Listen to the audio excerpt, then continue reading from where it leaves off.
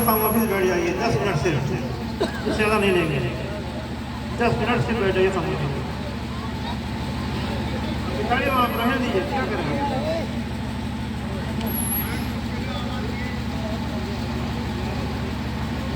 حضرات عشاء کے بعد سے آپ حضرات تشریف فرما ہے اور اس جلسے کو سماعت کر رہے ہیں۔ تقریریں بھی آپ نے سنی ہوں گی، ابھی آپ نے کانپور کے ایک شاعر سے نعت پاک سنی، کریم سے نعت پاک سنی، محظوظ ہوئے۔ زیادہ وقت نہیں لوں گا، صرف 10 منٹ کچھ چند جملے عرض کروں گا۔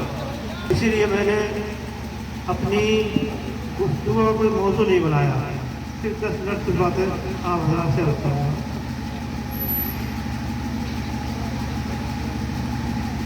میں یہاں پہ آیا، آپ حضرات کھڑے ہو گئے، نعرے لگانے لگے، کتنا ہجوم لگا دیا ایک دوسرے کے اوپر، آپ دھکا دے رہے ہیں، یہ کر رہے ہیں، وہ کر رہے ہیں، چومنے کے لیے، چاٹنے کے لیے، ہاتھ چومنے کے لیے، پیر چومنے کے لیے، دھکا مکی۔ مولانا عقیل صاحب کھڑے ہو کر کے آپ حضرات سے کہہ رہے ہیں کہ آپ بیٹھ جائیے، سکون سے بیٹھیے، لیکن آپ مان ہی نہیں رہے ہاتھ چومنے کے لیے، پیر چومنے کے لیے، مصافحہ کرنے کے لیے، ایک دوسرے کے اوپر آپ دھکا مکی کر رہے، چڑھ جا رہے ہیں۔ ٹھیک ہے، اچھی بات، یہ آپ کی عقیدت ہے نا، یہ عقیدت ہے آپ کی کہ آپ ملنے کے لیے، مصافحہ کرنے کے لیے، ہاتھ چومنے کے لیے دھکا مکی کر رہے ہیں، کھڑے ہوئے ہیں۔ لیکن ٹھیک ہے، آپ مصافحہ کرنے کے لیے آئے، پریشان ہو رہے ہیں، دھکے دے رہے ہیں، مگر ایک بات پوچھیں آپ سے، پوچھو کہ میں آیا، آپ دوڑنے لگے، نعرے لگانے لگے، کودنے لگے، اور میرے ہاتھ چومنے کے لیے آپ ایک دوسرے کو دھکا دے رہے ہیں، ادھر آ رہے ہیں، ادھر جا رہے ہیں، پریشان ہیں۔ میرے ہاتھ پیر چومنے کے لیے آپ اتنے پریشان ہیں کہ کیا کبھی آپ نے اپنی ماں کے قدموں کو چوما ہے؟ بتاؤ، کبھی چوما؟ میرے استقبال کے لیے وہاں کھڑے مسلسل میں نعرے لگا رہے ہو، بوڑھا باپ کبھی باہر سے آیا، اس کے لیے ایک گلاس پانی لے کے پہنچے، اس کا استقبال کیا کبھی؟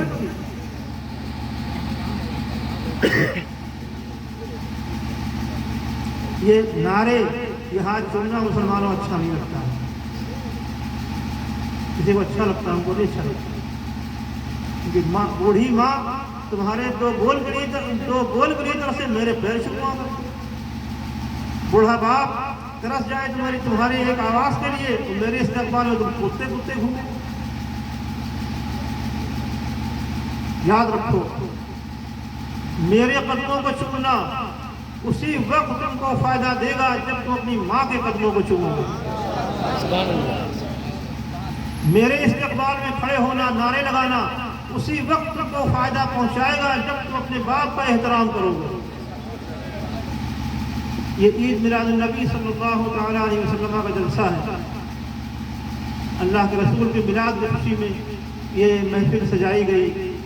ہمارے آقا علیہ السلام، آپ جانتے ہیں، علماء سے آپ نے سنا ہوگا کہ جب اس دنیا میں تشریف لائے تو برائیوں کو مٹانے کے لیے آئے تھے نا، برائیوں کو ختم کرنے کے لیے آئے تھے، انسانیت کا پیغام دینے کے لیے آئے تھے، اور آپ نے برائیوں کو، اس وقت جو برائیاں پھیلی تھی، سب سے بڑی برائی جو تھی وہ شرک کی برائی تھی، جو ایک عیب ہے شرک۔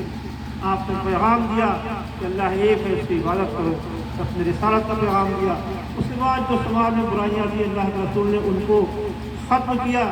اور اگر آج ہم برائیوں کو ختم کرنے کے بجائے برائیوں میں گھستے جائیں تو بتائیے، اللہ کے رسول نے جو ہم کو باتیں بتائی ہیں، اللہ کے رسول نے جو ہم کو پیغام دیا ہے، جو ہم کو قرآن حدیث نے بتایا ہے، تو ہم کہاں اس کو ماننے والے رہیں گے؟ آج علماء حضرات یہ نعت خواں، یہ جلسے کے نقیب ناظم اعلان کرتے ہیں کہ خواجہ کا دامن آپ کو نہیں چھوڑیں گے، غوث کا دامن نہیں چھوڑیں گے، تو یہ سب نعرے جو ہے ٹھوکنے معلوم ہوتے ہیں مسلمانوں، ان میں کوئی، ٹھیک ہے نعرے لگا رہے ہیں، اچھی بات ہے، نعرے لگانا چاہیے، جوش ہونا چاہیے، لیکن اس کے ساتھ عمل، جو آپ کہہ رہے ہیں اس پہ عمل بھی ہونا چاہیے۔ जलसे में बैठे सुन लिया कि हम नमाज पढ़ेंगे, हम बुरे काम नहीं करेंगे, हम वालिदैन का एहतराम करेंगे, लेकिन जलसे से उठ के गए, इधर सुना इधर निकाल दिया। मोमिन की एक सांस भी जिक्र इलाही से खाली नहीं होना चाहिए।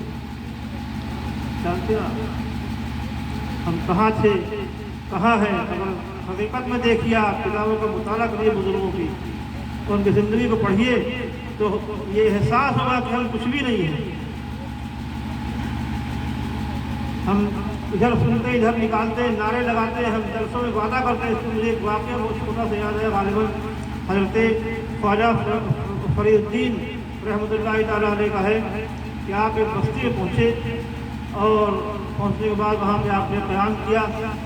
वहाँ के लोग आपसे मिलने के लिए पहुँचे।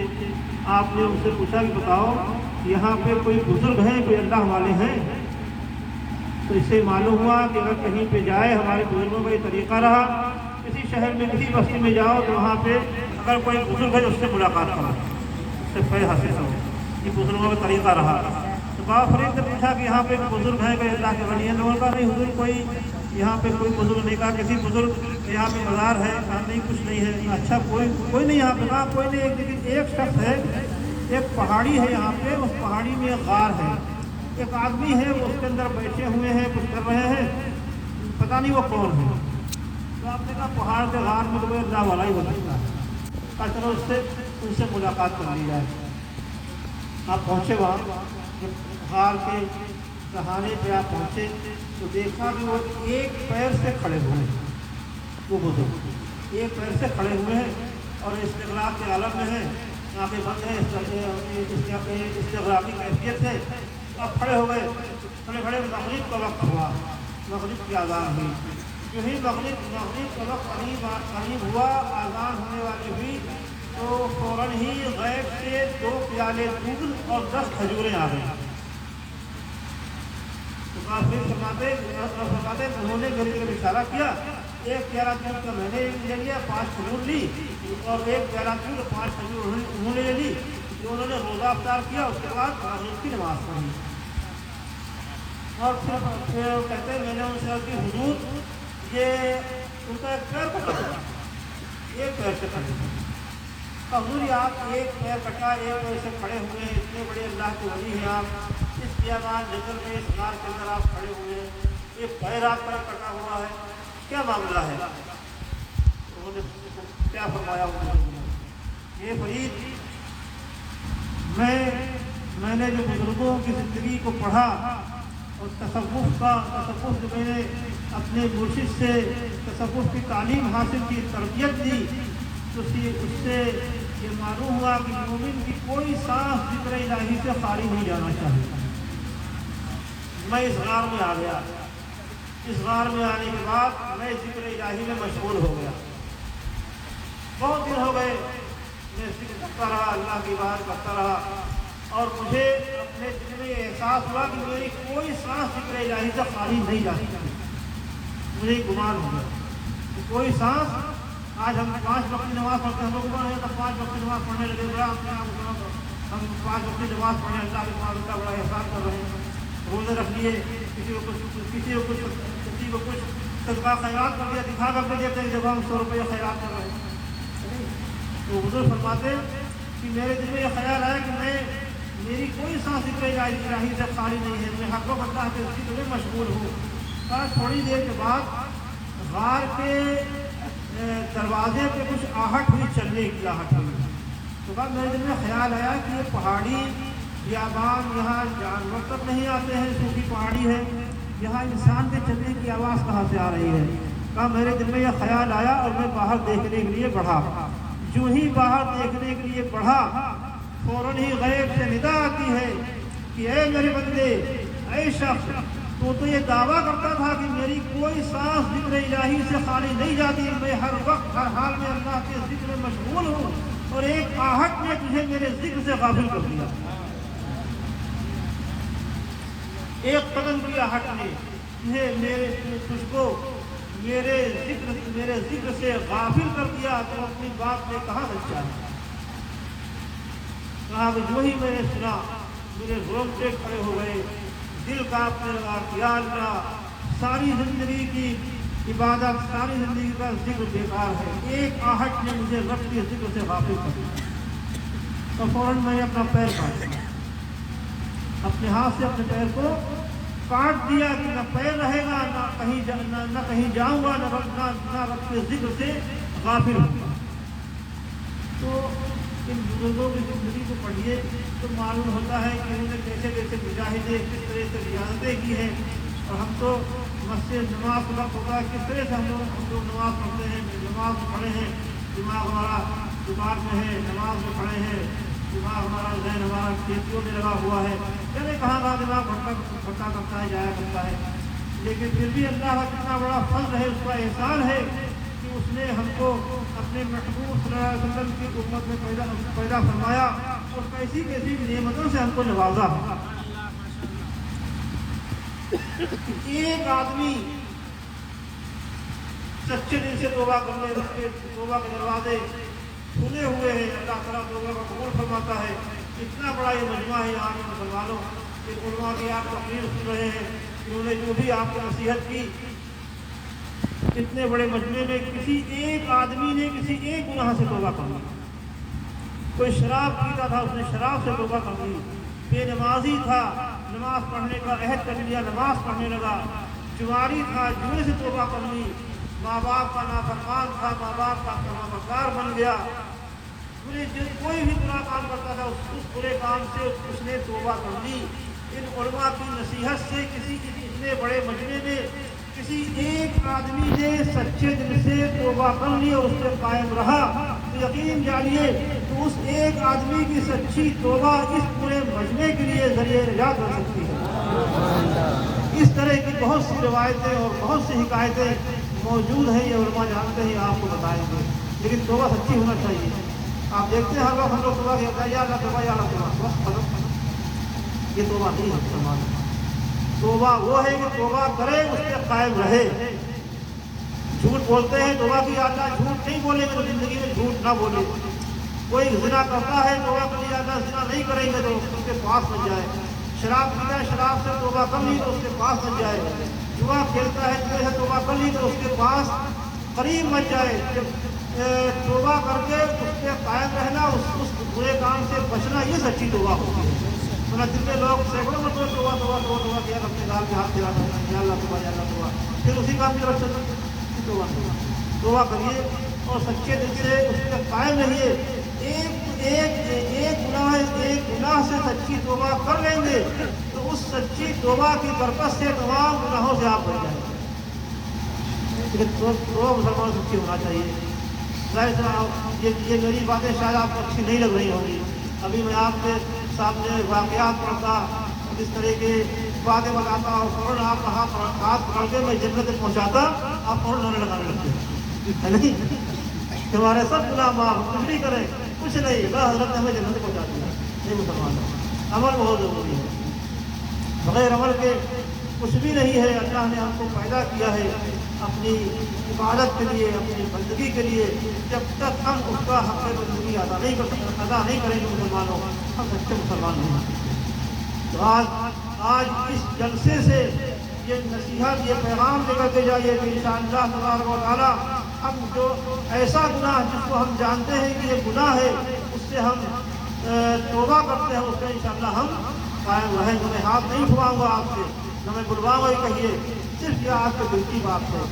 آپ کے دل کے بعد اگر اثر کر جائے، اللہ اس کے رسول کا ذکر ہو رہا ہے، اس کی باتیں ہو رہی ہیں، آپ کو دل پہ اثر کرے تو ایک گناہ سے آپ توبہ کر لیجیے گا،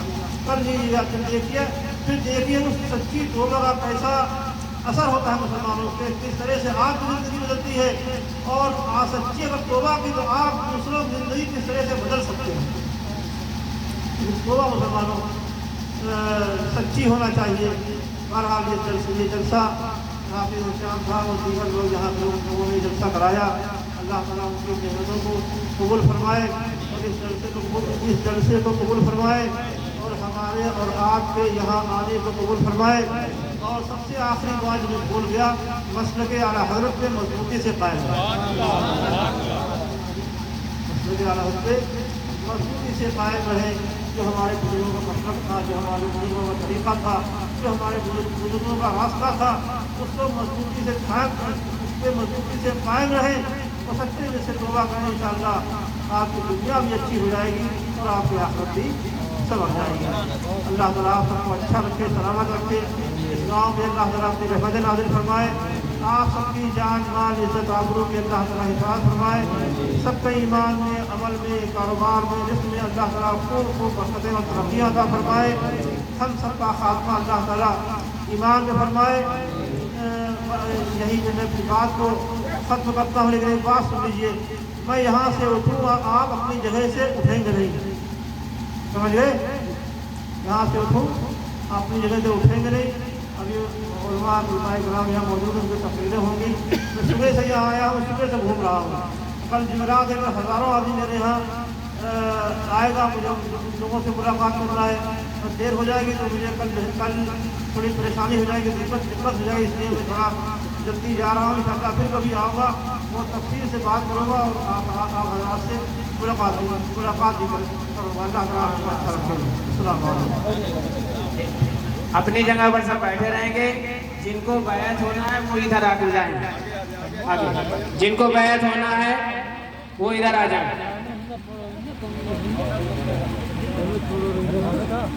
اور آپ لوگ کو یہ دعوت دی جا رہی ہے حضرت کی جانب سے کہ بلگرام شریف کا عرس 5 اور 6 نومبر کو ہے۔ آنے والے مہینے یعنی نومبر کے 5 اور 6 کو بلگرام شریف کا عرس ہے۔ خود جانشین بلگرام آپ کو جو ہے دعوت دے رہے ہیں، آپ حضرات وہاں پہنچیں اور تمام سادات کرام جو بلگرام شریف کے ہیں ان کے فیوز و برکات سے مالا مال ہوں۔ 5 اور 6 نومبر کو اکثر لوگ وہاں مرید ہو چکے ہیں گھر پہ، جو لوگ ابھی نہیں ہوئے ہیں وہ یہاں ہو جائیں، اور اگر آگے آ جائیں، عورتیں ہیں تو عورتیں ادھر کنارے ہو جائیں، مائک سے حضرت کہیں گے اور جو ہے ان کے پاس جائے گا، وہ آواز اس کو ان تک سنائی دے گی۔ 5-6 نومبر کو سے ہمارے یہاں 5-6 نومبر آپ سبھی حضرات کو میری طرف سے دعوت ہے، اس کورس میں تشریف لائے اور بلگرام کے بزرگوں کے فضل برکات 6 نومبر۔